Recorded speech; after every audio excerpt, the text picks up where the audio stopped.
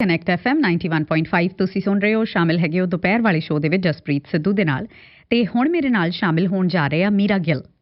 Hour global village ਤੋਂ ਨੇ ਮੀਰਾ ਗਿੱਲ, ਪਰ ਚੇਤਨਾ ਐਸੋਸੀਏਸ਼ਨ ਆਫ ਕੈਨੇਡਾ ਤੇ ਕੈਰੀਕੈਨ ਹੈਰੀਟੇਜ ਸੁਸਾਇਟੀ ਵੱਲੋਂ ਇੰਟਰਨੈਸ਼ਨਲ ਵੂਮੈਨਸ ਡੇ ਦੇ ਮੌਕੇ ਤੇ ਇੱਕ ਸਪੈਸ਼ਲ ਇਵੈਂਟ ਕਰਵਾਇਆ ਜਾ ਰਿਹਾ। ਮੀਰਾ ਉਸ ਇਵੈਂਟ ਦੀ ਜਿਹੜੀ ਪਲੈਨਿੰਗ ਟੀਮ ਹੈਗੀ ਉਹਦੇ ਵਿੱਚ ਵੀ ਸ਼ਾਮਿਲ ਨੇ, ਪੈਨਲ ਦੇ ਵਿੱਚ ਵੀ ਸ਼ਾਮਿਲ ਨੇ। ਸੋ ਇਸ ਇਵੈਂਟ ਬਾਰੇ ਆਪਾਂ ਗੱਲਬਾਤ ਕਰਦੇ ਹਾਂ ਮੀਰਾ ਗਿੱਲ ਦੇ ਨਾਲ। ਮੀਰਾ ਸਤਿ ਸ਼੍ਰੀ ਅਕਾਲ ਜੀ, ਵੈਲਕਮ ਟੂ ਦ ਸ਼ੋਅ। ਜੀ ਸਤਿ ਸ਼੍ਰੀ ਅਕਾਲ, ਥੈਂਕ ਯੂ। ਤੁਹਾਡੇ ਸਾਰੇ ਲਿਸਨਰਸ ਨੂੰ ਮੇਰਾ ਸਤਿਕਾਰ। ਅੱਛਾ ਮੀਰਾ, ਸਟਾਰਟ ਇੱਥੋਂ ਹੀ ਕਰਦੇ ਹਾਂ ਜੀ। ਜਿਹੜਾ ਇਹ ਇਵੈਂਟ ਹੋ ਰਿਹਾ ਇਹਦੀ ਜਾਣਕਾਰੀ ਦਿਓ ਪਲੀਜ਼ ਸਾਨੂੰ ਪਹਿਲਾਂ ਤਾਂ। ਜੀ ਸੰਡੇ ਨੂੰ ਮਾਰਚ 13 ਨੂੰ, ਕਿਉਂਕਿ ਆਬਵੀਅਸਲੀ ਆਪਾਂ ਨੂੰ ਪਤਾ ਕਿ ਮੰਗਲਵਾਰ ਨੂੰ ਸੀਗਾ ਤਾਂ ਓਵਰ ਦ ਵੀਕਐਂਡ ਆਪਾਂ ਇਹ ਇਵੈਂਟਸ ਕਰ ਸਕਦੇ ਹਾਂ। ਤਾਂ ਮਾਰਚ 13 ਨੂੰ ਹੈ 2 ਤੋਂ 5 ਵਜੇ ਤੱਕ ਇਹ ਇਵੈਂਟ ਆ। ਇਹਦਾ ਜਿਹੜਾ ਐਡਰੈਸ ਤੁਸੀਂ ਦੱਸ ਦਿੱਤਾ ਕਿ ਆਲਰੇਡੀ ਚੇਤਨਾ ਐਸੋਸੀਏਸ਼ਨ ਵੱਲੋਂ ਇਹ ਹੋਲਡ ਕੀਤਾ ਜਾ ਰਿਹਾ ਤੇ ਨਾਲ ਕੈਰੀਕੈਨ ਹੈਰੀਟੇਜ ਸੁਸਾਇਟੀ ਵੱਲੋਂ। ਐਡਰੈਸ ਜਿਹੜਾ ਜਿੱਥੇ ਇਹ ਹੋਣਾ ਉਹ 13565 ਕਿੰਗ ਜਾਰਜ ਬੁਲੇਵਾਰਡ ਤੇ ਆ। ਫ੍ਰੀ ਇਵੈਂਟ ਆ ਤੇ ਜੇ ਤੁਸੀਂ ਇਸ ਇਵੈਂਟ ਦੇ ਵਿੱਚ, ਮੈਂ ਸਭ ਨੂੰ ਇਨਕਰੇਜ ਕਰਦੀ ਹਾਂ ਕਿ ਵਕਤ ਕੱਢ ਕੇ ਆਓ ਤੇ ਤੁਸੀਂ ਜਾਣਾ ਤਾਂ ਈਮੇਲ ਕਰਨਾ jbirdi@chetna.ca ਤੇ ਉਹਨਾਂ ਨੂੰ ਤੁਸੀਂ ਰਜਿਸਟਰ ਕਰਦੇ ਹੋ ਜੇ ਪ੍ਰੈਫਰ ਕਰਦੇ ਆ। ਉਹ ਜੇ ਉੱਦਾਂ ਕਰਦੇ ਨੇ ਫਿਰ ਇਟ ਵਿਲ ਬੀ ਈਜ਼ੀਅਰ ਤੇ ਸਾਰੇ ਗੈਸਟ ਨੂੰ ਪ੍ਰੋਪਰਲੀ ਆਪਾਂ ਇਨਵਾਈਟ ਕਰ ਸਕਦੇ ਹਾਂ ਜੀ। ਠੀਕ ਹੈ ਜੀ। ਅੱਛਾ ਵੀਰਾ, ਇਵੈਂਟ ਦਾ ਜਿਹੜਾ ਥੀਮ ਹੈਗਾ ਉਹ ਹੈਗਾ ਓਵਰਕਮਿੰਗ ਬਾਇਸਸ, ਰਾਈਟ? ਜੀ ਇਹਦੀ ਥੋੜੀ ਡਿਟੇਲ ਦਿਓ ਜੀ ਕਿ ਕਿਹੜੇ ਬਾਇਸਸ ਦੀ ਆਪਾਂ ਗੱਲ ਕਰ ਰਹੇ ਹਾਂ, ਕਿਸ ਕਿਸਮ ਦੇ ਬਾਇਸਸ ਦੀ ਆਪਾਂ ਗੱਲ ਕਰ ਰਹੇ ਹਾਂ?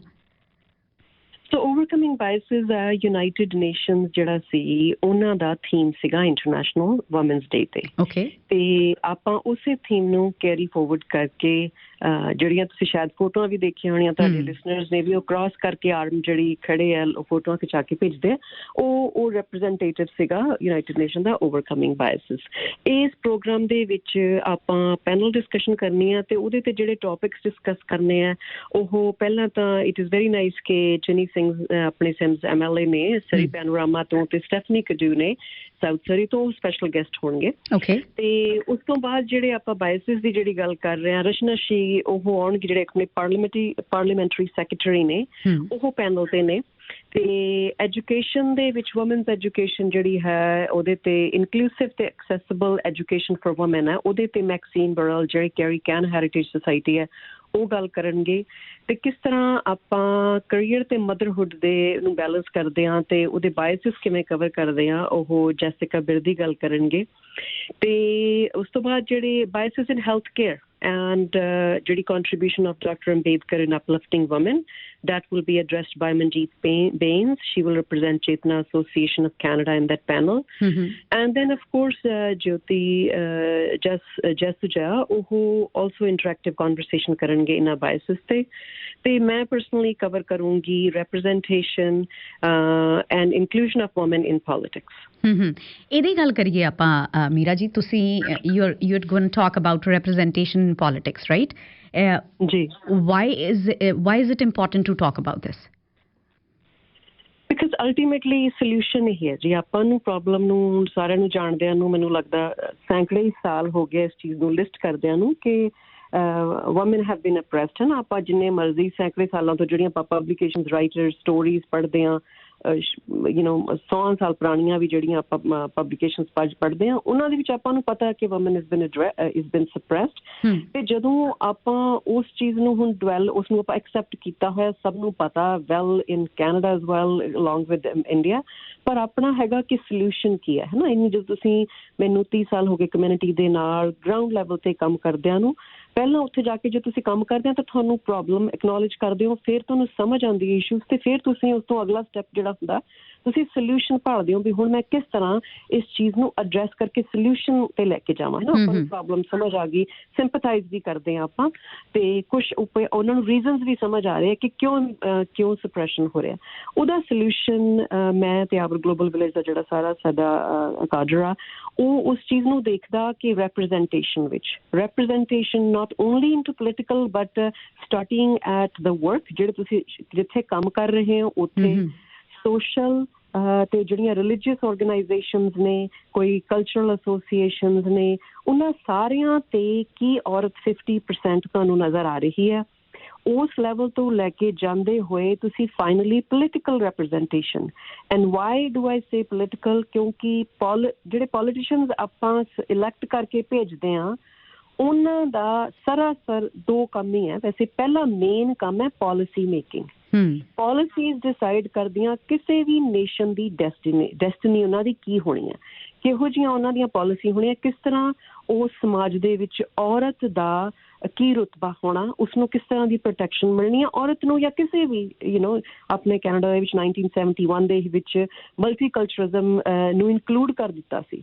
ਸੋ ਉਸ ਤੋਂ ਬਾਅਦ ਕਿਸ ਤਰ੍ਹਾਂ ਜਿਹੜੀਆਂ ਸਾਰੀਆਂ ਵੱਖਰੀਆਂ ਰੇਸਿਸ ਨੇ ਉਹਨਾਂ ਨੂੰ ਕਿਸ ਤਰ੍ਹਾਂ ਇਕੁਐਲਿਟੀ ਦਿੱਤੀ, ਉਹ ਉਸ ਲੈਜਿਸਲੇਸ਼ਨ ਨੇ ਦਿੱਤੀ। ਇਹ ਉੱਦਾਂ ਹੀ ਨਹੀਂ ਮਿਲ ਗਈ, ਇਹ ਗਵਰਨਮੈਂਟ ਨੇ ਇਨਫੋਰਸ ਕੀਤੀ ਸੀ, ਹਨਾ, ਇਕੁਅਲ ਰਾਈਟਸ ਜਿਹੜੇ ਸੀਗੇ। ਇਸੇ ਕਰਕੇ ਉਸ ਚੀਜ਼ ਨੂੰ ਸਮਝਦੇ ਹੋਏ, ਜਾਣਦੇ ਹੋਏ ਕਿ ਗੱਲਾਂ ਬਾਤੀਂ ਇਹ ਗੱਲਾਂ ਨਹੀਂ ਮੁੱਕਣੀਆਂ, ਰਾਈਟ। ਗੱਲਾਂ ਬਾਤੀਆਂ ਆਪਾਂ ਨੂੰ ਉਦੋਂ ਹੀ ਬੰਦਾ ਰੈੱਡ ਲਾਈਟ ਤੇ ਸਟਾਪ ਕਰਦਾ ਜਦੋਂ ਪਤਾ ਹੋਵੇ ਵੀ ਉੱਥੇ ਟਿਕਟ ਮਿਲਣੀ ਹੈ, ਰਾਈਟ। ਇੰਡੀਆ ਦੇ ਵਿੱਚ ਟਿਕਟ ਨਹੀਂ ਮਿਲਦੀ ਤਾਂ ਆਪਾਂ ਰੈੱਡ ਲਾਈਟ ਨੂੰ ਕ੍ਰਾਸ ਕਰ ਲਈਦਾ, ਠੀਕ ਹੈ। ਇੱਥੇ ਆਪਾਂ ਰੈੱਡ ਲਾਈਟ ਤੇ ਲੁਕ ਜਾਈਦਾ, ਇੱਥੇ ਆਪਾਂ ਸਪੀਡ ਨਹੀਂ ਕਰੀਦਾ ਕਿਉਂਕਿ ਇੱਥੇ ਕੌਨਸੀਕੁਐਂਸਿਸ ਆ। ਉਹ ਕੌਨਸੀਕੁਐਂਸਿਸ ਕੀ ਨੇ? They come from policies and legislation. ਇਸੇ ਕਰਕੇ ਐਬਸੋਲੂਟਲੀ ਇੰਪੋਰਟੈਂਟ ਆ ਕਿ ਆਪਾਂ ਪੋਲੀਟਿਕਸ ਦੇ ਵਿੱਚ ਜੇ ਆਪਾਂ ਔਰਤਾਂ ਦੀ ਜਾਂ ਜੈਂਡਰ ਇਕੁਐਲਿਟੀਜ਼ ਦੀ ਚਾਹੁੰਦੇ ਹਾਂ ਤਾਂ absolutely women must represent themselves. ਔਰਤਾਂ ਦੀ ਆਵਾਜ਼ ਜਿਹੜੀ ਹੈ ਹਮੇਸ਼ਾ ਮਰਦ ਕਹਿੰਦੇ ਕਿ ਅਸੀਂ ਵੀ ਵਿਲ ਸਪੀਕ ਫॉर ਯੂ। ਆਪਾਂ ਇਸ ਗੱਲ ਨੂੰ ਰੀਅਲਾਈਜ਼ ਕਰਨਾ ਕਿ ਔਰਤਾਂ ਆਪਣੇ ਲਈ ਬਹੁਤ ਬਖੂਬੀ ਬੋਲ ਸਕਦੀਆਂ, ਉਹਨਾਂ ਦੀ ਪ੍ਰੋਬਲਮ ਉਹਨਾਂ ਨੂੰ ਹੀ ਬਿਹਤਰ ਪਤਾ ਤੇ ਸੋਲਿਊਸ਼ਨ ਉਹਨਾਂ ਨੂੰ ਹੀ ਸੁਜੈਸਟ ਕਰਨੇ ਚਾਹੀਦੇ ਆ। ਇਸੇ ਕਰਕੇ ਪੋਲੀਟਿਕਸ ਭਾਵੇਂ ਸਿਵਿਕ ਲੈਵਲ ਤੇ ਆਪਣੀ ਸਰੀ ਦੀ ਇਲੈਕਸ਼ਨ ਹੋਣ ਵਾਲੀ ਹੈ, ਭਾਵੇਂ ਆਪਣੀ BC ਲੈਵਲ ਤੇ ਹੈ ਤੇ ਭਾਵੇਂ ਫੈਡਰਲ ਲੈਵਲ ਤੇ ਹੈ, ਤਿੰਨੋਂ ਲੈਵਲ ਤੇ 50% representation of women is absolutely required ਜੇ ਆਪਾਂ ਆਪਣਾ ਸਮਾਜ, ਆਪਣੀਆਂ ਬੱਚੀਆਂ, ਅੱਗੇ ਆਪਣੇ ਗ੍ਰੈਂਡ ਕਿਡਸ ਦੇ ਲਈ ਬਿਹਤਰ ਚਾਹੁੰਦੇ ਹਾਂ। ਕਿੰਨਾ ਕੁ ਪ੍ਰੋਗਰੈਸ ਤੁਹਾਨੂੰ ਲੱਗਦਾ ਇਸ ਇਸ਼ੂ ਤੇ ਹੋਇਆ ਹਾਲੇ ਤੱਕ? ਜ਼ਿਆਦਾ ਨਹੀਂ ਜੀ ਹੋਇਆ, ਪਰ ਮੈਂ ਇਸ ਤਰ੍ਹਾਂ ਕਹਿੰਦੀ ਹਾਂ ਕਿ ਜੇ ਕੋਈ ਥਾਂ ਦੇਊਗਾ ਜਾਂ ਨਾ ਦੇਊਗਾ, ਔਰਤ ਨੇ ਆਪਣੀ ਥਾਂ ਲੱਭ ਲੈਣੀ ਹੈ। ਮੈਂ ਤੁਹਾਨੂੰ ਦੱਸਦੀ ਹਾਂ ਕਿ ਉਹ ਕਿਸ ਤਰ੍ਹਾਂ ਮੈਂ ਸੋਚਦੀ ਹਾਂ।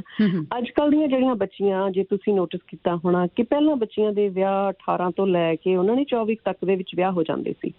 ਹੁਣ ਜੇ ਤੁਸੀਂ ਆਸੇ ਪਾਸੇ ਜ਼ਰੂਰ ਕਿਤੇ ਨਾ ਕਿਤੇ ਦੇਖੋਗੇ, ਕੋਈ ਨਾ ਕੋਈ ਆਪਣੇ ਘਰ 'ਚ ਜਾਂ ਗੁਆਂਢ ਦੇ ਵਿੱਚ ਜਾਂ ਫਰੈਂਡਸ ਦੇ ਵਿੱਚ ਬੇਟੀਆਂ ਜਿਹੜੀਆਂ 30 ਸਾਲ ਤੱਕ ਦੇ, 30 ਤੋਂ ਵੀ ਅੱਗੇ ਸਾਲ ਤੋਂ ਬਾਅਦ ਵਿਆਹ ਕਰ ਰਹੀਆਂ, ਠੀਕ ਹੈ। ਇਹਦਾ ਮਤਲਬ ਕੀ ਹੈ? they are making their own choices. That means they're going to get married when they want after making their career. That's number one. Number two, they are going to decide if and when they're going to have a child, if and when they're going to get married. So ਇਹ ਸਾਰੀਆਂ ਜਿਹੜੇ ਰਾਹ ਦੇ ਵਿੱਚ ਕਈ ਵਾਰੀ family responsibilities ਆ ਜਾਂਦੀਆਂ ਸੀ ਤੇ ਹੋਰ ਕਈ ਬਾਇਸਿਸ ਜਿੱਥੇ ਮੈਨ ਕੰਟਰੋਲ ਕਰ ਲੈਂਦੇ ਸੀ ਔਰਤ ਨੂੰ, ਭਾਵੇਂ ਉਹ ਗੁੱਡ ਇੰਟੈਂਸ਼ਨ ਨਾਲ ਹੀ ਕਰਦੇ ਸੀ। ਇਹ ਨਹੀਂ ਆਪਾਂ ਕਹਿੰਦੇ ਕਿ ਉਹਨਾਂ ਦੀਆਂ ਬੈਡ ਇੰਟੈਂਸ਼ਨ ਸੀਗੀਆਂ, ਉਹ ਬੱਚਿਆਂ ਨੂੰ ਪ੍ਰੋਟੈਕਟ ਕਰਦੇ ਸੀ ਜਿਸ ਮਾਹੌਲ ਤੋਂ ਆਏ and so phone and so on. However ਉਹਦਾ ਅਲਟੀਮੇਟ ਇੰਪੈਕਟ ਇਹ ਸੀਗਾ ਕਿ ਔਰਤ ਦੀਆਂ ਜ਼ਿੰਮੇਵਾਰੀਆਂ ਨੂੰ ਸਾਂਭਦੀ ਉਹ ਸਮਾਜ ਦੇ ਵਿੱਚ ਘੱਟ ਇਨਵੋਲਵ ਹੁੰਦੀ ਸੀ, ਉਹ ਪੋਲੀਟਿਕਸ ਦੇ ਵਿੱਚ ਘੱਟ ਇਨਵੋਲਵ ਹੁੰਦੀ ਸੀ। But now as women are choosing a different way of progressing themselves, ਉਹਨਾਂ ਨੇ ਆਪਣੇ ਆਪ ਪੋਲੀਟਿਕਸ ਦੇ ਵਿੱਚ ਬਹੁਤ ਜਲਦੀ ਪ੍ਰੋਗਰੈਸ ਕਰਕੇ ਆਪਣੀ ਰੈਪਰੈਜ਼ੈਂਟੇਸ਼ਨ ਲੱਭ ਲੈਣੀ ਹੈ। ਪਰ ਬਿਹਤਰ ਇਹ ਹੋਊਗਾ ਕਿ ਜਿਸ ਤਰ੍ਹਾਂ ਹੁਣ ਤੱਕ ਸਮਾਜ ਬਹੁਤ ਵਧੀਆ ਤਬਦੀਲ ਹੋਇਆ, ਬਹੁਤ ਸਾਰੇ ਸੁਹਿਰਦ ਮਰਦਾਂ ਨੇ ਔਰਤਾਂ ਨੂੰ ਸਪੋਰਟ ਕਰਕੇ, ਆਪਣੀਆਂ ਭੈਣਾਂ, ਮਾਵਾਂ, ਬੱਚੀਆਂ ਨੂੰ ਸਪੋਰਟ ਕਰਕੇ ਇੱਥੋਂ ਤੱਕ ਲੈ ਕੇ ਆਂਦਾ। ਆਪਾਂ ਕਲੈਕਟਿਵਲੀ ਇਸ ਚੀਜ਼ ਨੂੰ ਜਿੱਦਾਂ ਜ਼ਿਆਦਾ ਬਿਹਤਰ ਲੈ ਕੇ ਜਾਵਾਂਗੇ, ਉਹਨਾਂ ਸਮਾਜ ਜ਼ਿਆਦਾ ਰਲ ਮਿਲ ਕੇ ਤੇ ਬਿਹਤਰ ਜਿਹੜਾ ਸਮਾਜ ਸਿਰਜ ਸਕਦੇ ਹਾਂ ਆਪਾਂ। ਜੇ ਆਪਾਂ ਕੋਈ ਵੀ ਤਬਦੀਲੀ ਇਕੱਠਿਆਂ ਰਲ ਕੇ ਕਰਦੇ ਹਾਂ, ਉਸ ਤਬਦੀਲੀ ਲੌਂਗ ਲਾਸਟਿੰਗ ਰਹਿੰਦੀ ਹੈ ਤੇ ਬੈਨੀਫਿਸ਼ੀਅਲ ਰਹਿੰਦੀ ਹੈ ਸੋਸਾਇਟੀ ਲਈ। ਮੀਰਾ ਜੀ, ਇਹ ਦੱਸੋ, ਇੰਟਰਨੈਸ਼ਨਲ ਵੂਮੈਨਸ ਡੇ 8 ਮਾਰਚ ਨੂੰ ਮਨਾਇਆ ਜਾਂਦਾ, ਇੱਕ ਦਿਨ ਨਿਰਧਾਰਿਤ ਕੀਤਾ ਗਿਆ ਜੀ। ਇੱਕ ਦਿਨ ਨਿਰਧਾਰਿਤ ਕਰਨ ਨਾਲ, ਇੱਕ ਦਿਨ ਇਹ ਇਵੈਂਟਸ ਮਨਾਉਣ ਨਾਲ ਲੱਗਦਾ ਤੁਹਾਨੂੰ ਜਿਹੜੇ ਬਾਇਸਸ ਦੀ ਆਪਾਂ ਗੱਲ ਕਰ ਰਹੇ ਹਾਂ ਇਹ ਖਤਮ ਹੋ ਜਾਣਗੇ ਛੇਤੀ ਕਿਤੇ? ਇਸ ਤਰ੍ਹਾਂ ਕਿ ਜਿਸ ਤਰ੍ਹਾਂ ਆਪਾਂ ਸਾਰਾ ਸਾਲ ਪੜ੍ਹਾਈ ਕਰਦੇ ਹਾਂ ਤੇ ਫਿਰ ਇੱਕ ਦਿਨ ਐਗਜ਼ਾਮ ਹੁੰਦਾ ਤੇ ਉਹ ਜਿਹੜੇ ਐਗਜ਼ਾਮ ਦੇ ਜਿਹੜੇ ਰਿਜ਼ਲਟ ਹੁੰਦੇ ਆ ਤਾਂ ਫਿਰ ਉਹ ਆਪਾਂ ਨੂੰ ਦੋਸਤਾਂ ਮਿੱਤਰਾਂ ਨਾਲ ਵੀ ਸਾਂਝੇ ਕਰਨੇ ਪੈਂਦੇ ਆ, ਪਰਿਵਾਰ ਨਾਲ ਸਾਂਝੇ ਕਰਨੇ ਪੈਂਦੇ ਆ ਜਾਂ ਹੋ ਜਾਂਦੇ ਹਨਾ। ਸੋ ਮੈਨੂੰ ਇੱਕ ਤਾਂ ਇਹ ਲੱਗਦਾ ਕਿ ਜਿਹੜੀਆਂ ਵੀ ਐਸੋਸੀਏਸ਼ਨਸ ਜਾਂ ਕੋਈ ਵੀ ਆਪਣੇ ਪਰਿਵਾਰ ਦੇ ਵਿੱਚ ਐਸੋਸੀਏਸ਼ਨਸ ਆ, ਈਵਨ ਪੋਲੀਟੀਕਲੀ, ਜੇ ਆਪਾਂ ਜੋ ਵੀ ਕੁਛ ਪਿਛਲੇ ਸਾਲ ਕੀਤਾ ਤਾਂ ਉਸ ਦੀ ਜਿਹੜੀ ਅਗਲੀ ਰਿਪੋਰਟ ਕਾਰਡ ਆ ਉਹ ਇਸ ਦਿਨ ਤੇ ਆ ਜਾਣੀ ਚਾਹੀਦੀ ਹੈ। ਜਿਹੜੇ ਅਵੇਅਰ ਲੋਕ ਨੇ ਉਹ ਜ਼ਰੂਰ ਇਸ ਗੱਲ ਨੂੰ ਸੋਚਣਾ ਚਾਹੁੰਦੇ ਆ ਵੀ ਹਾਂ ਅਗਰ ਪਿਛਲੇ ਸਾਲ ਇਹਨਾਂ ਨੇ ਇਵੈਂਟ ਮਨਾਇਆ ਸੀ, ਇਸ ਸਾਲ ਉਹਨਾਂ ਨੇ ਕੀ ਕੀਤਾ, ਇਸ ਇਵੈਂਟ ਦੇ ਵਿੱਚ ਉਹਨਾਂ ਨੇ ਕੀ ਗੱਲਾਂ ਬਾਤਾਂ ਕੀਤੀਆਂ, ਕੀ ਪੈਨਲ ਦੇ ਵਿੱਚ ਜਦੋਂ ਬੈਠੇ ਸੀ ਪਿਛਲੇ ਸਾਲ ਤਾਂ 5 ਮਰਦ ਬੈਠੇ ਸੀ, 1 ਔਰਤ ਬੈਠੀ ਸੀ, ਕੀ ਇਸ ਵਾਰੀ ਹੁਣ 6 ਚੋਂ 3 ਔਰਤਾਂ 3 ਮਰਦ ਹੋ ਗਿਆ ਕਿ ਹਜੇ ਵੀ 1 ਔਰਤ ਤੇ 5 ਮਰਦ ਹੀ ਬੈਠੇ ਹੈ ਨਾ। ਤਾਂ ਉੱਥੋਂ ਆਪਾਂ ਨੂੰ ਪ੍ਰੋਗਰੈਸ ਜਿਹੜੀ ਆ ਉਹ ਪਤਾ ਲੱਗਦੀ ਹੈ। ਪਹਿਲੀ ਗੱਲ ਤਾਂ ਮੈਨੂੰ ਲੱਗਦਾ ਕਿ ਇੱਕ ਇਨ ਬ੍ਰੌਡਰ ਕੰਟੈਕਸਟ ਜੇ ਆਪਾਂ ਦੇਖਣਾ ਤੇ ਮੈਨੂੰ ਲੱਗਦਾ ਤੁਹਾਡੇ ਲਿਸਨਰਸ ਇਸ ਗੱਲ ਨੂੰ ਹੋਰ ਵੀ ਵੱਧ ਸਮਝ ਸਕਦੇ ਕਿਉਂਕਿ ਟਾਈਮ ਦੇ ਕਰਕੇ ਆਪਾਂ ਉਨੀ ਕੀ ਗੱਲ ਕਰ ਸਕਦੇ ਹਾਂ। ਦੂਸਰੀ ਜਿਹੜੀ ਗੱਲ ਆ ਕਿ ਜਦੋਂ ਕਿਸੇ ਵੀ ਦਿਨ ਨੂੰ ਆਪਾਂ ਕਲੈਕਟਿਵਲੀ ਮਨਾਉਂਦੇ ਆ ਤਾਂ ਇੱਕ ਕਲੈਕਟਿਵ ਅੰਡਰਸਟੈਂਡਿੰਗ ਤੇ collective dialogue, collective language, collective expectations from a society set ਹੋ ਜਾਂਦੀ ਹੈ। ਸੋ ਕਿਸੇ ਨੂੰ ਕਿਸੇ ਬਾਰੇ ਜਦੋਂ ਤੁਸੀਂ ਇੱਕ ਦੂਜੇ ਨਾਲ ਗੱਲ ਕਰਦੇ ਹੋ ਇੰਟਰਨੈਸ਼ਨਲ ਵੂਮਨਸ ਡੇ, ਤਾਂ ਕਿਉਂਕਿ ਉਹਨਾਂ ਨੇ ਉਸ ਦਿਨ ਇੰਨਾ ਕੁ ਡਿਫਰੈਂਟ ਪਲੇਟਫਾਰਮ ਤੇ ਸੁਣਿਆ, ਸੋਚਿਆ, ਸ਼ੇਅਰ ਕੀਤਾ ਹੁੰਦਾ, ਤਾਂ ਇੱਕ ਕਲੈਕਟਿਵ ਜਿਹੜੀ ਤੁਸੀਂ ਨਾ graduation from your own mind, ਜਿਹੜਾ ਪਹਿਲਾਂ ਤੁਸੀਂ ਕੀ ਸੋਚਦੇ ਸੀ ਹੁਣ ਤੁਸੀਂ ਉਸ ਲੈਵਲ ਤੋਂ ਇੱਕ ਸਟੈਪ ਉੱਤੇ ਚਲੇ ਜਾਂਦੇ ਹੋ। ਕਲੈਕਟਿਵਲੀ ਐਜ਼ ਅ ਸੁਸਾਇਟੀ ਇੱਕ ਕਮਿਊਨਲ ਅੰਡਰਸਟੈਂਡਿੰਗ ਬਣ ਜਾਂਦੀ ਹੈ ਕਿ ਇਹ ਸਾਡੀ ਸੁਸਾਇਟੀ ਦੇ ਲਈ ਇਹ ਇੱਕ ਮੁੱਦਾ, ਇਸ ਮੁੱਦੇ ਤੇ ਲੋਕੀ ਗੱਲ ਕਰਦੇ ਆ, ਸਾਨੂੰ ਸਮਝ ਥੋੜੀ ਆਉਂਦੀ ਹੈ, ਬਾਤ ਹੀ ਆਉਂਦੀ ਹੈ, ਮੇਰੇ ਕੁੜੀਆਂ ਹੈ ਨਹੀਂ, ਮੇਰੇ ਭਾਵੇਂ ਮੁੰਡੇ ਹੀ ਆ ਹਜੇ, ਪਰ ਫਿਰ ਵੀ ਕਿਤੇ ਨਾ ਕਿਤੇ ਬੈਕ ਆਫ ਦਾ ਮਾਈਂਡ ਤੁਹਾਡੀ ਇਹ ਗੱਲ ਰਜਿਸਟਰ ਹੋ ਜਾਂਦੀ ਹੈ। ਤਾਂ ਹੌਲੀ ਹੌਲੀ ਜਿਹੜਾ ਹਿਊਮਨ ਮਾਈਂਡ ਹੈ ਜਿਹੜਾ ਨਾ ਉਹ ਪ੍ਰੋਗਰੈਸ ਕਰਦਾ, ਜਿਹੜੀ ਸਾਰੀ ਕਲੈਕਟਿਵ ਇਨਫੋਰਮੇਸ਼ਨ ਹੁੰਦੀ ਹੈ ਉਹਨੂੰ ਪ੍ਰੋਸੈਸ ਹੋ ਕੇ ਸਬਕੌਂਸ਼ੀਅਸ ਮਾਈਂਡ ਦੇ ਵਿੱਚ ਇੱਕ ਰਿਐਲਿਟੀ ਸੈੱਟ ਹੋ ਜਾਂਦੀ ਹੈ ਕਿ ਅਸੀਂ ਔਰਤਾਂ ਨੂੰ ਰਿਸਪੈਕਟਫੁਲੀ ਟਰੀਟ ਕਰਨਾ, ਅਸੀਂ ਜਾਂ ਸਾਡੇ ਪਹਿਲਿਆਂ ਨੇ ਸ਼ਾਇਦ ਉਹਨਾਂ ਧਿਆਨ ਨਹੀਂ ਦਿੱਤਾ ਪਰ ਅਸੀਂ ਦੇਣਾ। ਉਹ ਇੱਕ ਐਕਸਪੈਕਟੇਸ਼ਨਸ ਵਿਦਆਊਟ ਈਵਨ ਰੀਲੀ ਮਤਲਬ ਆਪਣੇ ਆਪ ਨੂੰ ਕਮਿਟ ਕਰਨ ਤੇ ਉਹ ਕਮਿਟ ਹੋ ਜਾਂਦੀ ਹੈ ਐਜ਼ ਅ ਸੁਸਾਇਟੀ। ਸੋ ਮੈਨੂੰ ਬਿਲਕੁਲ ਮੈਂ ਤੁਹਾਡੇ ਨਾਲ ਰਾਜ਼ੀ ਹਾਂ ਕਿ ਇੱਕ ਦਿਨ ਸਿਰਫ ਇੱਕ ਪ੍ਰੋਗਰਾਮ ਕਰਕੇ 2 ਘੰਟੇ 4 ਘੰਟੇ ਇੱਕ ਤੁਹਾਡੇ ਨਾਲ ਮੈਂ 15 ਮਿੰਟ ਗੱਲ ਕਰਕੇ ਗੱਲ ਨਹੀਂ ਬਣਨੀ, ਰਾਈਟ। ਹੁਣ ਮੈਂ ਤੁਹਾਨੂੰ ਦੱਸਦੀ ਹਾਂ ਕਿ ਮੈਨੂੰ 30 ਸਾਲ ਹੋ ਗਏ ਇਸ ਮੁੱਦੇ ਤੇ ਗੱਲ ਕਰਦਿਆਂ ਨੂੰ, ਹੈ ਨਾ, ਪਰ ਰਾਈਟ ਜੋ 30 ਸਾਲਾਂ ਦੇ ਵਿੱਚ ਭਾਵੇਂ ਜੇ ਤੁਸੀਂ ਇੱਕ ਦਿਨ ਜਾਂ ਇੱਕ ਸਾਲ ਦੇ ਵਿੱਚ 5 ਬੰਦਿਆਂ ਦੇ ਦਿਮਾਗ ਤੇ ਵੀ ਨਾ ਕੋਈ ਇੱਕ ਛਾਪ ਛੱਡੀ ਹੈ, ਇੱਕ ਵਰਡ ਛੱਡ ਦਿੱਤਾ ਜਿਸ ਨੂੰ ਉਹਨਾਂ ਨੇ ਸ਼ਾਇਦ ਲੇਟਰ ਜਾ ਕੇ ਉਹਨੂੰ ਰਿਫਲੈਕਟ ਕੀਤਾ, ਹੈ ਨਾ। ਸੋ ਮੈਨੂੰ ਲੱਗਦਾ ਕਿ ਬਿਲਕੁਲ ਸਹੀ ਗੱਲ ਆ ਕਿ ਇਹ ਕੋਈ ਇੱਕ ਦਿਨ 'ਚ ਕੀਤਾ ਹੋਇਆ ਕੰਮ ਨਹੀਂ, ਕੰਮ ਤਾਂ ਤੁਹਾਨੂੰ ਲੌਂਗ ਹੀ ਕਰਨਾ ਪੈਣਾ, ਲੌਂਗ ਟਰਮ ਹੀ ਕਰਨਾ ਪੈਣਾ, ਕਿਉਂਕਿ ਇੱਕ ਲੜਾਈ ਜਿੱਤ ਸਕਦੇ ਹੋ ਤੁਸੀਂ ਇੱਕ ਛੋਟੀ ਜਿਹੀ ਬਾਜ਼ੀ ਮਾਰ ਕੇ। ਜੇ ਤੁਸੀਂ ਜੰਗ ਜਿੱਤਣੀ ਹੈ ਤਾਂ ਉਹਦੇ ਲਈ ਤੁਹਾਨੂੰ ਕਈ ਸਾਲਾਂ ਦਾ ਮਿਹਨਤ ਕਰਨੀ ਪੈਣੀ ਹੈ। ਜਿੱਥੇ ਤੁਸੀਂ ਤੇ ਮੈਂ ਅੱਜ ਹਾਂ, ਆਪਾਂ ਕਿਸੇ ਵੀ ਛੋਟੀਆਂ ਗੱਲਾਂ ਕਰਕੇ ਨਹੀਂ ਆਏ। ਆਪਣੀਆਂ ਮਾਵਾਂ ਨੇ, ਦਾਦੀਆਂ ਨੇ, ਪੜਦਾਦੀਆਂ ਨੇ, ਕਿੰਨੀਆਂ ਔਰਤਾਂ ਨੇ ਕਿੰਨਾ ਕੁਛ ਕੀਤਾ ਤਾਂ ਤੁਸੀਂ ਉੱਥੇ ਰੇਡੀਓ ਤੇ ਬੈਠ ਕੇ ਅੱਜ ਇੰਨਾ ਕਾਬਿਲ ਪ੍ਰੋਗਰਾਮ ਦੇ ਰਹੇ ਹੋ, ਤਾਂ ਤੁਸੀਂ ਮੈਨੂੰ ਇੱਜ਼ਤ ਦੇ ਰਹੇ ਹੋ ਕਿ ਮੈਂ ਕੋਈ ਆਪਣੀ ਦਿਮਾਗ 'ਚੋਂ ਸੁਚੱਜੀ ਗੱਲ ਸਾਂਝੀ ਕਰਾਂ ਤੁਹਾਡੇ ਲਿਸਨਰਸ ਦੇ ਲਈ। ਸੋ ਉਹਨਾਂ ਮਾਵਾਂ ਦੀ ਬਹੁਤ ਵੱਡੀ ਕੰਟਰੀਬਿਊਸ਼ਨ ਹੈ। ਸੋ ਉਸ ਚੀਜ਼ ਨੂੰ ਆਪਾਂ ਸਾਈਡ ਤੇ ਨਹੀਂ ਰੱਖ ਸਕਦੇ, ਉਹ ਜ਼ਰੂਰੀ ਹੈ, ਪਰ ਸਾਲ ਦੇ ਵਿੱਚ ਇੱਕ ਵਾਰੀ ਲਿਆ ਕੇ ਜਦੋਂ ਆਪਾਂ ਗੱਲ ਕਰਦੇ ਹਾਂ ਤਾਂ ਉਹ ਆਪਾਂ ਇੱਕ ਕਲੈਕਟਿਵ ਆਪਣੇ ਆਪ ਨੂੰ ਇੱਕ ਦੂਜੇ ਨੂੰ ਜਵਾਬਦੇਹੀ ਤੇ ਇੱਕ ਅਵੇਅਰਨੈਸ ਨੂੰ ਨੈਕਸਟ ਲੈਵਲ ਤੇ ਲੈ ਕੇ ਜਾਂਦੇ ਹਾਂ। ਅੱਛਾ ਮੀਰਾ ਜੀ, ਆਪਾਂ ਇੰਡੀਆ ਨਾਲ ਜੁੜੇ ਹੋਏ ਹਾਂ, ਆਪਣਾ ਪਿਛੋਕੜ ਜਿਹੜਾ ਹੈਗਾ ਇੰਡੀਆ ਦਾ ਵਾ, ਹੈ ਨਾ ਜੀ। ਡਿਵੈਲਪਿੰਗ ਤੇ ਆਪਾਂ ਇੱਕ ਡਿਵੈਲਪਿੰਗ ਮੁਲਕ ਦੇ ਵਿੱਚੋਂ ਆਏ ਹਾਂ, ਆਪਾਂ ਇੱਕ ਡਿਵੈਲਪਡ ਮੁਲਕ ਦੇ ਵਿੱਚ ਆ ਗਏ। ਇਹਨਾਂ ਔਰਤਾਂ ਦੇ ਹੱਕਾਂ ਦੀ ਤੁਸੀਂ ਗੱਲ ਕਰ ਰਹੇ ਹੋ, ਤੁਸੀਂ ਜੁੜੇ ਵੀ ਰਹੇ ਹੋ ਇਸ ਚੀਜ਼ ਨਾਲ, ਇਸ ਇਸ਼ੂ ਨਾਲ ਤੁਸੀਂ ਬਹੁਤ ਲੰਬੇ ਸਮੇਂ ਤੋਂ ਜੁੜੇ ਹੋਏ ਹੋ। ਤੁਸੀਂ ਕੋਈ ਡਿਫਰੈਂਸ ਦੇਖਦੇ ਹੋ ਜੀ? ਡੂ ਯੂ ਸੀ ਕਿ ਜਿਹੜੀ ਔਰਤਾਂ ਦੀ ਕੰਡੀਸ਼ਨ ਹੈਗੀ ਆ ਉਹ ਡਿਵੈਲਪਿੰਗ ਮੁਲਕਾਂ ਦੇ ਵਿੱਚ ਜ਼ਿਆਦਾ ਮਾੜੀ ਆ ਕੰਪੇਅਰ ਟੂ ਵਾਟ ਡਿਵੈਲਪਡ ਮੁਲਕਾਂ ਦੇ ਵਿੱਚ ਆਪਾਂ ਲੋਕ ਜੋ ਇੱਥੇ ਐਕਸਪੀਰੀਅੰਸ ਕਰ ਰਹੇ ਹਾਂ, ਕਿ ਕੋਈ ਫਰਕ ਨਹੀਂ ਲੱਗਦਾ ਤੁਹਾਨੂੰ? ਮੈਂ ਨਾ ਇਸ ਵਾਰੀ ਜਦੋਂ ਇੰਡੀਆ ਜਾ ਕੇ ਆਈ ਹਾਂ, ਮੈਂ ਜਨਵਰੀ ਦੇ ਵਿੱਚ ਮੈਂ ਬੜਾ ਥੋੜਾ ਜਿਹਾ ਵੱਖਰੇ ਤਰੀਕੇ ਦੇ ਨਾਲ ਮੈਂ ਇਸ ਵਕਤ ਇੰਡੀਆ ਨੂੰ ਦੇਖਿਆ। ਮੈਂ ਰਿਸ਼ੀਕੇਸ਼ ਗਈ, ਹੈ ਨਾ। ਅੱਛਾ ਜੀ। ਤੇ ਉੱਥੇ ਜੇ ਮੈਂ ਦੱਸਾਂ ਜਿਹੜੇ ਉੱਥੇ ਸੜਕਾਂ ਤੇ ਉਹਨਾਂ ਨੇ ਰੇਹੜੀਆਂ ਲਾਈਆਂ ਹੁੰਦੀਆਂ ਜਾਂ ਕੱਪੜਾ ਵਿਛਾ ਕੇ ਉੱਥੇ ਬੈਠੇ ਆ, 10 ਦੇ ਵਿੱਚੋਂ 5 ਨਹੀਂ ਤੇ 6 ਜਿਹੜੀਆਂ ਸੀ ਉਹ ਔਰਤਾਂ ਸੀ। ਭਾਵੇਂ ਉਹ ਪਾਣੀ ਵੇਚ ਰਹੀਆਂ, ਗੰਗਾ ਜਲ ਵੇਚ ਰਹੀਆਂ ਸੀ, ਭਾਵੇਂ ਉਹ ਮਾਲਾ ਵੇਚ ਰਹੀਆਂ ਸੀ, ਭਾਵੇਂ ਉਹ ਖਾਣ ਦਾ ਕੋਈ ਚੀਜ਼ ਵੇਚ ਰਹੀਆਂ ਸੀ, ਹੈ ਨਾ। ਸੋ ਮੈਨੂੰ ਪਹਿਲੀ ਗੱਲ ਤਾਂ ਇਹ ਰੀਅਲਾਈਜੇਸ਼ਨ ਹੋਈ ਕਿ ਸ਼ਾਇਦ ਆਪਾਂ ਕਈ ਵਾਰੀ ਡਿਵੈਲਪਿੰਗ ਕੰਟਰੀਜ਼ ਨੂੰ ਅੰਡਰ ਐਸਟੀਮੇਟ ਕਰ ਲਈਦਾ ਵੂਮਨ ਦੀ ਕੰਟਰੀਬਿਊਸ਼ਨ ਲਈ। ਉਹਨਾਂ ਦੀ GDP ਦੇ ਵਿੱਚ ਕੰਟਰੀਬਿਊਸ਼ਨ ਹੈ, ਬਿਲਕੁਲ ਹੈ, ਪਰ ਉਹ ਇੱਕ ਤਾਂ ਗੱਲ ਹੈ ਕਿ ਘੱਟ ਰਜਿਸਟਰ ਹੁੰਦੀ ਹੈ, ਇੱਕ ਗੱਲ। ਦੂਸਰੀ ਗੱਲ, 1 ਘੰਟੇ 'ਚ ਜਿੰਨਾ ਸ਼ਾਇਦ ਮਰਦ ਕਮਾਉਂਦਾ, ਔਰਤ ਉਸ ਤੋਂ ਬਹੁਤ ਘੱਟ ਕਮਾਉਂਦੀ ਹੈ, ਰਾਈਟ। ਉਹ ਕਿਉਂ ਘੱਟ ਕਮਾਉਂਦੀ ਹੈ? ਸ਼ਾਇਦ ਇਸ ਕਰਕੇ ਕਿ ਉਹਦੇ ਕੋਲ ਐਜੂਕੇਸ਼ਨ ਘੱਟ ਆ ਤੇ ਉਹਦੇ ਕੋਲ ਰਿਸੋਰਸਿਸ ਘੱਟ ਆ, ਪਰ ਕੰਮ ਕਰ ਰਹੀ ਆ ਉਹ ਘੰਟੇ ਸ਼ਾਇਦ ਮਰਦ ਦੇ ਬਰਾਬਰ ਜਾਂ ਮਰਦ ਤੋਂ ਵੱਧ ਲਾ ਰਹੀ ਹੈ ਕੰਮ ਦੇ ਵਿੱਚ, ਰਾਈਟ। ਇਕੋਨਮੀ ਦੇ ਵਿੱਚ ਕੰਟਰੀਬਿਊਟ ਕਰ ਰਹੀ ਹੈ ਇੰਡੀਆ ਦੀ ਔਰਤ। ਮੈਂ ਜੇ ਅੱਜ ਮੈਂ ਆਪਾਂ ਪਿੰਡਾਂ 'ਚ ਵੀ ਦੇਖੀ, ਆਪਣੇ ਘਰਾਂ 'ਚ ਬੈਠੀਆਂ ਔਰਤਾਂ ਵੀ, ਪਰ ਉਹਨਾਂ ਦਾ ਲੈਵਲ ਆਫ ਇਨਕਮ ਜਿਹੜਾ ਹੈ ਪਰ ਆਵਰ ਉਹ ਘੱਟ ਆ ਕੰਪੇਅਰ ਟੂ ਜਿਹੜੀਆਂ ਆਪਣੀਆਂ ਕੈਨੇਡੀਅਨ ਔਰਤਾਂ। ਜੇ ਮੈਂ ਉਸ ਹਿਸਾਬ ਦੇ ਨਾਲ ਦੇਖਾਂ ਸੋ ਇਕਨੋਮਿਕ ਜਿਹੜੀ ਇੰਡੀਪੈਂਡੈਂਸ ਹੈ ਉਹ ਰਿਲੇਟਿਵਲੀ ਕੈਨੇਡਾ ਦੇ ਵਿੱਚ ਮੈਂ ਇਹ ਦੇਖਿਆ ਥੋੜਾ ਜ਼ਿਆਦਾ ਆ। ਹੋਰ ਚੀਜ਼ਾਂ ਕਰਕੇ ਵੀ ਆ ਕਿਉਂਕਿ ਉੱਥੇ ਸੋਸ਼ਲ ਬੰਧਨ ਜੇ ਉੱਥੇ ਕਲਚਰਲ ਹੋਰ ਬਾਇਸਿਸ ਬਹੁਤ ਵੱਡੇ ਆ, ਸੋਸਾਇਟੀ ਦਾ ਪ੍ਰੈਸ਼ਰ ਉੱਥੇ ਬਹੁਤ ਵੱਡਾ। ਇੱਥੇ ਜਿਹੜੀ ਆਪਾਂ ਥੋੜਾ ਜਿਹਾ ਕਲਚਰਲੀ ਤੇ ਸੋਸ਼ਲੀ ਲਿਬਰਲ ਆ, ਇਸ ਕਰਕੇ ਔਰਤ ਨੂੰ ਇੱਥੇ ਥੋੜਾ ਵੱਧ ਸਾਹ ਲੈਣਾ ਸੌਖਾ ਹੋ ਜਾਂਦਾ ਕੰਪੇਅਰ ਟੂ ਹੁਣ ਬੁਰਕੇ ਦੀ ਗੱਲ ਹੋਈ ਉਹ ਇੰਡੀਆ 'ਚ ਹੋਈ, ਇੱਥੇ ਨਹੀਂ ਹੋ ਸਕਦੀ। ਜੇ ਬੋਰਡ ਤੇ ਉੱਥੇ ਇੰਡੀਆ ਦੇ ਵਿੱਚ ਕੋਈ ਬੱਚਾ ਕੋਈ ਮੁੰਡਾ ਲਿਖ ਦਿੰਦਾ ਆਈ ਲਵ ਯੂ ਤੇ ਕੁੜੀ ਨੂੰ ਹੋ ਸਕਦਾ ਕਿ ਉਹਦੇ ਮਾਪਿਓ ਕੁੱਟਣ ਮਾਰਨ, ਉਹਨੂੰ ਸੋਸ਼ਲ ਪ੍ਰੈਸ਼ਰ ਮਿਲੇ, ਉਹਨੂੰ ਉਹਦੇ ਕੈਰੈਕਟਰ ਤੇ ਸਵਾਲ ਹੋਵੇ, ਉਹਨੂੰ ਸਕੂਲੇ ਨਾ ਜਾਣ ਦਿੱਤਾ ਜਾਵੇ, ਹੈ ਨਾ। ਪਰ ਇਹ ਜੀ ਚੀਜ਼ ਕੈਨੇਡਾ ਦੇ ਵਿੱਚ ਹੋਣੀ ਲੈਸ ਲਾਈਕਲੀ ਹੈ।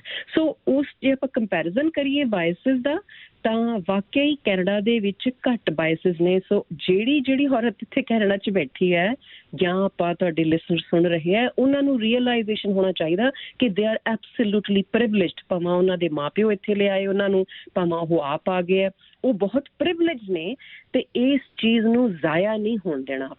ਆਪਾਂ ਇਸ ਚੀਜ਼ ਨੂੰ ਆਪਣੀ ਜਿਹੜੀ ਇਹ ਲਿਬਰੇਸ਼ਨ ਆ ਜਾਂ ਫਰੀडम ਹੈ ਜਾਂ ਇੱਜ਼ਤ ਮਾਣ ਮਿਲਿਆ ਉਸਨੂੰ ਬਿਹਤਰ ਕਰਕੇ ਹੋਰ ਔਰਤਾਂ ਨੂੰ ਅਪਲਿਫਟ ਕਰਨਾ। ਇਸ ਤੋਂ ਜੇ ਹਜੇ ਵੀ ਤੁਸੀਂ ਡਰੇ ਘੁੱਟੇ ਬੈਠੇ ਹੋ, ਹਜੇ ਵੀ ਤੁਸੀਂ ਆਪਣੇ ਹੱਕਾਂ ਦੇ ਲਈ ਡਾਇਲੌਗ ਨਹੀਂ ਕ੍ਰੀਏਟ ਕਰ ਸਕਦੇ ਤੇ ਤੁਹਾਡੇ ਇੱਥੇ ਆਇਆਂ ਦਾ ਤੇ ਇੰਡੀਆ 'ਚ ਰਹਿਣ ਦਾ ਤਾਂ ਫਿਰ ਬੈਟਰ ਹੈ ਕਿ ਕੋਈ ਹੋਰ ਕਾਬਲ ਔਰਤ ਇੱਥੇ ਆ ਜਾਂਦੀ ਤੁਹਾਡੇ ਥਾਂ ਤੇ ਜਾਂ ਕਿ ਉਹ ਕਿਸੇ ਹੋਰ 4 ਬੱਚੀਆਂ ਦੀ ਜ਼ਿੰਦਗੀ ਸਵਾਰ ਦਿੰਦੀ ਹੈ ਨਾ। ਸੋ ਇੱਥੇ ਵਾਕਈ ਜੇ ਮੈਂ ਬਿਲਕੁਲ ਬੇਸਿਕ ਲੈਵਲ ਤੇ ਦੇਖਾਂ ਤਾਂ ਬੱਚੀਆਂ ਨੂੰ ਇੱਥੇ ਆਪਾਂ ਜ਼ਿਆਦਾ ਖੁੱਲ੍ਹ ਪਰ ਅਗੇਨ ਇੱਥੇ ਵੀ ਵੇਰੀਏਸ਼ਨਸ ਹੈ ਨਾ ਹਰ ਘਰ ਦੀਆਂ, ਪਰ ਇਨ ਜਨਰਲ ਜੇ ਆਪਾਂ ਕੰਪੈਰੀਜ਼ਨ 'ਚ ਦੇਖਦੇ ਹਾਂ ਤਾਂ ਸੋਸ਼ਲ ਪ੍ਰੈਸ਼ਰ ਤੇ ਕਲਚਰਲ ਪ੍ਰੈਸ਼ਰਸ ਇੱਥੇ ਘੱਟ ਆ। ਮੀਰਾ ਜੀ ਇੱਕ ਵਾਰੀ ਇਵੈਂਟ ਦੀਆਂ ਡਿਟੇਲਸ ਆਪਾਂ ਦੁਬਾਰਾ ਦੇ ਦਈਏ ਜੀ, ਕੋਈ ਟਿਕਟ ਵਗੈਰਾ ਖਰੀਦਣੀ ਪੈਣੀ ਹੈ ਕਿ ਫ੍ਰੀ ਆਫ ਕਾਸਟ ਹੈ ਇਹ? ਨਹੀਂ ਜੀ ਇਹ ਬਿਲਕੁਲ ਫ੍ਰੀ ਹੈ ਤੇ ਸਿਰਫ ਤੁਸੀਂ ਜਿਸ ਨੂੰ ਆਪਣਾ ਇਹ ਬਸ ਮਾਰਚ 13 ਨੂੰ ਹੈ 2 ਤੋਂ 5 ਵਜੇ ਹੈ। ਇਹ ਇਕੱਲਾ ਸੀਰੀਅਸ ਡਿਸਕਸ਼ਨ ਪੈਨਲ ਡਿਸਕਸ਼ਨ ਨਹੀਂ ਹੈਗੇ ਆ, ਉੱਥੇ ਕਲਚਰਲ ਇਵੈਂਟਸ ਵੀ ਹੈਗੇ ਆ, ਉੱਥੇ ਬੱਚਿਆਂ ਨੇ ਡਾਂਸ ਵੀ ਕਰਨਾ ਤੇ ਸੌਂਗਸ ਵੀ ਹੈ। ਤੋ it's going to be very interesting. ਜਿਹੜਾ ਵੀ ਕੋਈ ਆਊਗਾ ਉਹ ਬਹੁਤ ਇੰਜੋਏ ਕਰੂਗਾ। ਮੇਰੇ ਕੋਲ ਡਿਟੇਲ ਦੇਣ ਦਾ ਪੂਰਾ ਹਜੇ ਵਕਤ ਨਹੀਂ, ਪਰ ਜੇ ਤੁਸੀਂ ਉੱਥੇ ਆਉਣਾ ਚਾਹੁੰਦੇ ਹੋ ਤੇ ਜੇ ਤੁਸੀਂ ਈਮੇਲ ਤੇ ਆਪਣਾ ਰਜਿਸਟਰ ਕਰ ਲੈਂਦੇ ਹੋ ਜਿਹੜੇ ਤੁਹਾਡੇ ਗੈਸਟ ਨੇ ਤਾਂ ਬਹੁਤ ਵਧੀਆ, ਨਹੀਂ ਤਾਂ ਉੱਦਾਂ ਵੀ ਆ ਸਕਦੇ ਆ jbirdi@chetna.ca ਤੇ ਐਡਰੈਸ ਜਿਹੜਾ ਹੈਗਾ 13565 ਕਿੰਗ ਜੋਰਜ ਤੇ 2 ਤੋਂ 5 ਵਜੇ ਤੱਕ ਹੈਗਾ ਜੀ। ਠੀਕ ਹੈ, ਫ੍ਰੀ ਇਵੈਂਟ ਹੈ ਐਬਸੋਲੂਟਲੀ। ਐਂਡ ਦੇ ਵਿੱਚ ਕੀ ਕਹਿਣਾ ਚਾਹੁੰਦੇ ਹੋ ਜੀ, ਯੋਰ ਫਾਈਨਲ ਵਰਡਸ? ਔਰਤ ਪਿਆਰ ਦਾ ਨਾਮ ਹੈ ਤੇ ਜੇ ਆਪਾਂ ਆਪਣੇ ਆਪ ਨੂੰ ਪ੍ਰੋਗਰੈਸ ਵੀ ਕਰਨਾ ਤੇ ਔਰਤ ਨੂੰ ਆਪਣਾ ਪਿਆਰ ਤੇ ਜਿਹੜੀ ਆਪਣੀ ਸੌਫਟਨੈਸ ਜੋ ਕੁਦਰਤ ਨੇ ਦਿੱਤੀ ਹੈ ਉਸ ਨੂੰ ਸਾਂਭ ਕੇ ਚੱਲ ਕੇ ਆਪਾਂ ਨਾਲ ਜਿਹੜੀ ਚੇਂਜ ਲਿਆਉਣੀ ਹੈ ਉਹ ਲੈ ਕੇ ਆਉਣੀ ਹੈ, ਪਰ ਆਪਾਂ ਉਸ ਚੀਜ਼ ਨੂੰ ਲੂਜ਼ ਨਹੀਂ ਕਰਨਾ। ਇਕੱਠੇ ਹੋ ਕੇ ਆਪਣੇ ਆਪ ਨੂੰ ਆਪਣੇ ਘਰ ਦੇ ਮਰਦਾਂ ਨੂੰ ਆਪਣੇ ਦੋਸਤਾਂ ਨੂੰ ਇਕੱਠਿਆਂ ਲੈ ਕੇ ਇਸ ਪ੍ਰੋਗਰੈਸ ਦਾ ਹਿੱਸਾ ਬਣਨਾ। ਮੀਰਾ ਗਿੱਲ ਜੀ ਤੁਹਾਡਾ ਬਹੁਤ ਧੰਨਵਾਦ ਜੀ, ਤੁਸੀਂ ਸਮਾਂ ਦਿੱਤਾ ਸਾਨੂੰ, ਸਾਡੇ ਨਾਲ ਗੱਲਬਾਤ ਕੀਤੀ। ਥੈਂਕ ਯੂ ਸੋ ਮਚ ਜੀ। ਵਾਟ ਅ ਪਲੇਜ਼ਰ। ਥੈਂਕ ਯੂ ਜੀ।